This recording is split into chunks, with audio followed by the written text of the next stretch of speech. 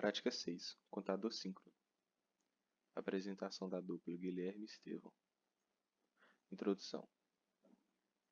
Contadores são circuitos digitais que mudam o sinal toda vez que um certo pulso é aplicado.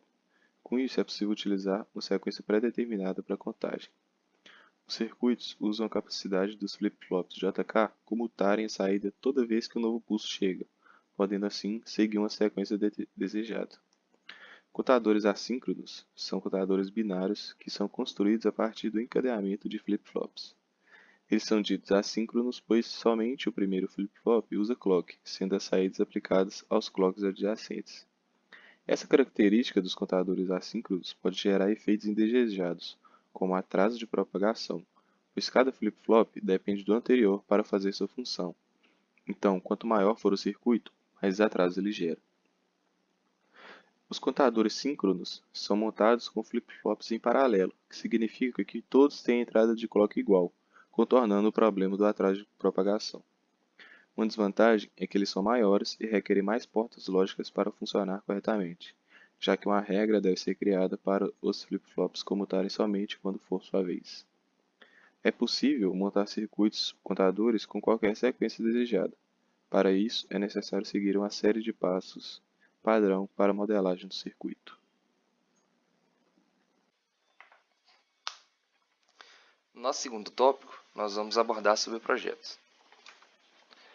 Para a implementação desse projeto, 6 passos foram necessários: determinar a sequência desejada, desenhar o diagrama de dados, listar os estados atuais e próximos do nosso circuito, listar a excitação do circuito, projetar os circuitos lógicos necessários e implementar as expressões finais. No primeiro passo, nós determinamos a sequência que seria utilizada no nosso contador, que no caso seria o número 0, 2, 6, 3, 4 e 1. Nessa tabela aí nós conseguimos observar as saídas do flip-flop C, B e A e os números que elas representam, sendo a saída do nosso flip-flop C o nosso bit mais significativo. No passo 2, nós temos o diagrama de transição. Por se tratar de um contador de módulo 8, o nosso contador vai contar de 0 até 7. Sendo assim, nós temos os números, a nossa sequência representada em azul, que seria do número 0, 2, 6, 3, 4 e 1. E em vermelho, os nossos números que não são desejados na nossa representação, que seria o número 7 e o número 5, que sempre quando chegam neles, eles retornam 0. No passo 3, nós temos a listagem dos estados do circuito, no caso o estado atual e o estado próximo. Assim a gente consegue observar que o circuito sempre vai estar em looping nessa sequência. De 0 para 2, 2 para 6, 6 para 3, 3 para 4, 4 para 1, 1 para 0 e assim por diante. No quarto passo, nós deveríamos listar a excitação do circuito. Basicamente seria a entrada J e a entrada K de cada flip-flop necessária para retornar o valor do estado atual. No caso, nós conseguimos observar na linha 1 que a gente quer o número 0. Então, o resultado do nosso flip-flop C, o resultado do nosso flip-flop B e o resultado do nosso flip-flop A devem retornar 0.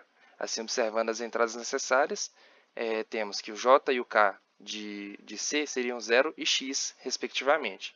A gente representa esse x como sendo uma variável aleatória, podendo ser sim assumir o valor de 0 ou 1, que não vai fazer diferença. No nosso quinto passo, nós temos a projeção dos circuitos lógicos necessários, onde nós temos as entradas que seriam necessárias, esboçadas em um mapa de Carnot, para a gente ter ideia de qual valor seria necessário ser aplicado em cada entrada de cada flip-flop para retornar a nossa sequência necessária. No caso, aí nós temos o nosso flip-flop C, que no caso foi representado as entradas J e K, onde J de C recebe B e K de C recebe 1. Nesse caso, nós temos aqui também o nosso flip-flop B, onde o J de B seria igual a A barrado C barrado, e o K de B seria A. No caso do nosso flip-flop a nossa entrada JA receberia C, e a nossa entrada KA receberia 1. Nosso passo 6 foi a implementação dessas expressões encontradas no passo 5. No caso da entrada JC receber B, representada em círculo aí, a gente tem a entrada J de C recebendo a saída B. Saída do flip-flop B, no caso. A nossa entrada KC, ela receberia 1. Observando aí do nosso pinout 5, nosso flip-flop C, recebendo o valor 1. A nossa entrada J do flip-flop B receberia A barrado, C barrado. No caso, a entrada 10, o pinout 10 do flip-flop B, recebendo aí o A barrado e o C barrado. A gente fez a implementação dele utilizando duas portas NANDs. Por se tratar de no laboratório, a gente teve que utilizar esse circuito. A nossa entrada K de B vai receber o valor de A, observado aí pelo número 11 do flip-flop B, o pinout 11, recebendo o pinout 1 do flip-flop A. A nossa entrada J de A é igual a C.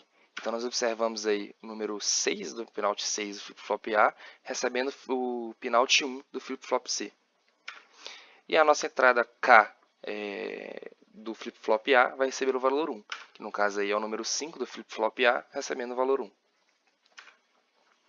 Resultados da simulação. No caso, a gente tem aí a representação do nosso circuito feita no Circuitverse e apresentando os resultados obtidos aí aplicando o nosso clock.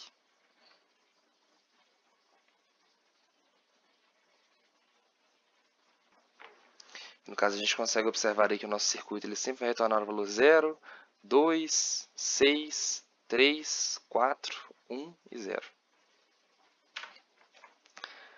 Agora o experimento na sua parte prática.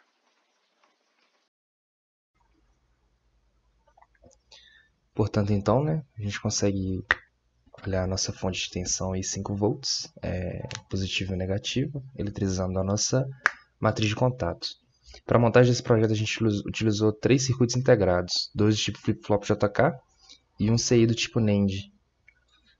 Mas acima a gente consegue ver o nosso clock, que a gente tirou da maleta também, com a frequência de 1 Hz, para funcionar com o nosso circuito.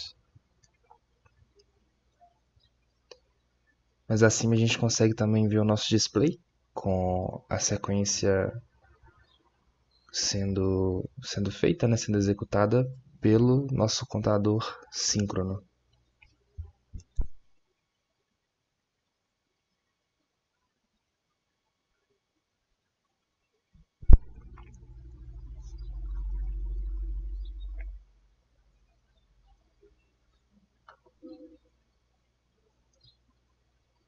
No caso aí agora tem algumas fotos do nosso circuito já montado, utilizando aí a protoboard disponibilizada no laboratório e a maleta. Conclusão. A prática se saiu exatamente como as simulações. A montagem do circuito usando uma porta AND pode ser contornada usando duas portas NAND que estavam disponíveis no laboratório. Foi possível compreender melhor o funcionamento dos flip-flops JK e como a função comuta é útil para construir circuitos, como é o caso do contador.